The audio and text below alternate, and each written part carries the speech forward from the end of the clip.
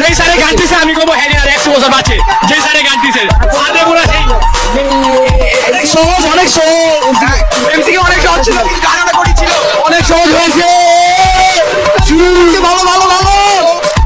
আমার কোশ্চেনটা যে করছে আর কি এই রিটেনের আপনার সৃজনশীল অংশটুকু এটুকু যে করছে আমি আখিরাতে যদি তারা দেখা ভাই আল্লাহর কাছে আমি বিচার দিছি রুম থেকে বেরোয় এখন পুলিশ ডিউটিতে ছিল তুমি বললো ভাই এটা কি বললো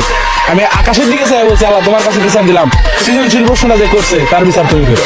আল্লাহ তোমার কাছে বিচার দিলাম খালি বলছি বিসমিল্লাহ এরপর থেকে আমি 3টা লুজ পুরোটা ভরছি আমার কাছে এত ভালো লাগছে রেখা আমি বিশ্বাস করেন আমার কাছে খুব ভালো লাগছে স্কুলে এক্সামে এত কমন আসে না যত আমি আজকে কমন আসছে অনেক ভালো হয়েছে এক্সাম প্রথম যে সৃজনশীলটা আসছিল সেটা হচ্ছে একদম গাইডের প্রথম সৃজনশীল তুলে দিছে আর অনেক ভালো কমন আসছে সব ক্যাডেটের Wake up to reality. মানে যে পড়ছে তার কাছে সহজ আর যে পড়ে না তার কাছে কঠিন আমার কাছে দুইটাই আমার কাছে দুইটাই মনে হয়েছে ভালো মন্দ দুইটাই মানে আল্লাহ রিজিকে যারা আছে তাই হবে সব কাছে আল্লাহর উপরে ছেড়ে দিচ্ছি আল্লাহ রিজিকটা তাহলে আল্লাহ আল্লাহ যা দিবে তাই হবে সত্যি কথা নিজের মুখে বলতেছি প্রাউডলি বলবো যে আমি 2 সাবজেক্টে ফেল করছি সেটা হচ্ছে ফিজিক্স আর একটা হচ্ছে ম্যাথমেটিক্যাল ম্যাথমেটিক্যাল আমি মাইন্ডে লিখি না এমন না আমি লিখছি আলহামদুলিল্লাহ ভালো লিখছি বাট আমার কমন পড়ে না ম্যাথগুলো যে কোনো অনেক কাটাকাটি হয়ে লেখা হয়েছে বিধায় আই থিঙ্ক টিয়ার যার কাছে আমার খাতায় নকল আর হবে না আমাদের নকল করার কোনো প্রয়োজনও নেই কোশ্চেন অনেক ইজি হয়েছে এবং স্ট্যান্ডার্ড মানের হয়েছে তো আমাদের নকল করার কোনো দরকারই পড়বে না অবশ্যই সে আমাদের ভয় দেখাইছে এবং সে অনেক স্ট্রিক্ট বলে আমি সেটা জানি ভাই তাকে পরোয়া করি না নকল আনি নাই ভাই কখনো নকল করি নাই আর এবার করার মনে করতেছি না যে শিক্ষামন্ত্রী আছে ভাই উনি একেবারে ঝোকারা সাইলেন্ট এক্সপ্লেনের একটা কথা বলছে না শুধু এইগুলো করে আমাদেরকে ভয় দেখা দেবো না আমরা আল্লাহ ছাড়া কাউকে ভয় পাই না এই সময় কম শুরু করো ছাত্রী আমি তো ওদের স্কুলের ছাত্রী আমি তাহলে নতুন ছাত্রী অতিথির মতো আমাকে আমার সাথে কি ওই ব্যবহারটা করতে পারে আমাকে দে কথা দে এখনই দিবি 1 সেকেন্ডে সময় দিব দে কথা এর লোকের দে এখনই দে আমি ইউটিউবার হবেন আমি প্রথমে একটা গাড়ি কিনবো তারপর কিনি এরপরে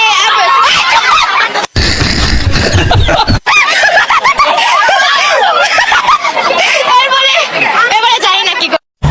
স্কুল থেকে টিফিন দিচ্ছে যে কারণে আমাদেরকে আর আলাদা করে টিফিন আনতে হচ্ছে না এগুলো খেয়ে আমরা আনন্দিত হই আর আমরা কখনো দুঃখ পাই আমি আগে স্কুলে আসতাম না কিন্তু টিফিন দেওয়ার কারণে আমি এখন স্কুলে আসি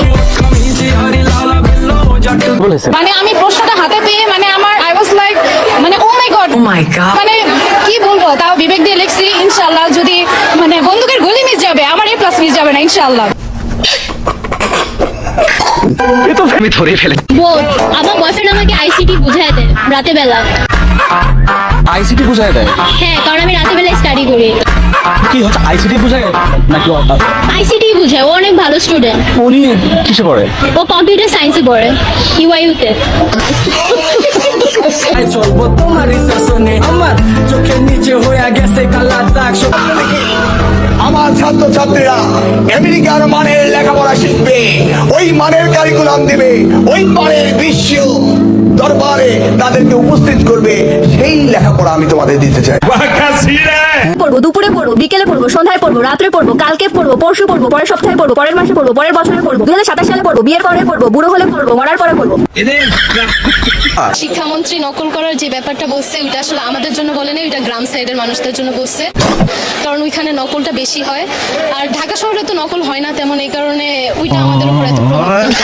দেখা দেখি হ্যাঁ টুকটাক দেখা দেখি করার মানে একেবারেই যে করা যাবে না ওরকম ছিল না টুকটাক দেখা দেখি করার অপশন ছিল আজকে তো তোমার এইচএস এক্সাম হলো নাকি কি এক্সাম ছিল আজকে তোমার কি এক্সাম ছিল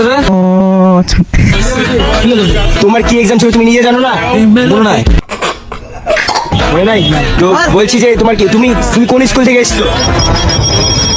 তোমার এক্সাম কেমন হলো ভাড়া হলো ওরাই জানি না গামজা খাই কুল পাই না এই তোমরা কেমন আছো ঠিক মতো লেখাপড়া করছো করতে হবে নকল আর হবে না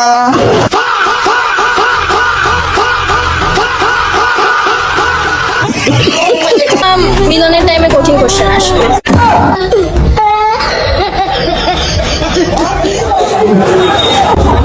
ও অনেক এক্সাইটেড ছিলাম, রাতে ঘুমাইতে পারি নাই।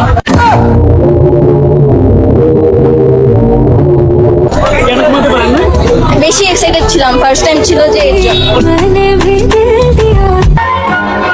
ডিপ্রেশন শিক্ষা উপদেষ্টা এসে আমাদের বলতেছে যে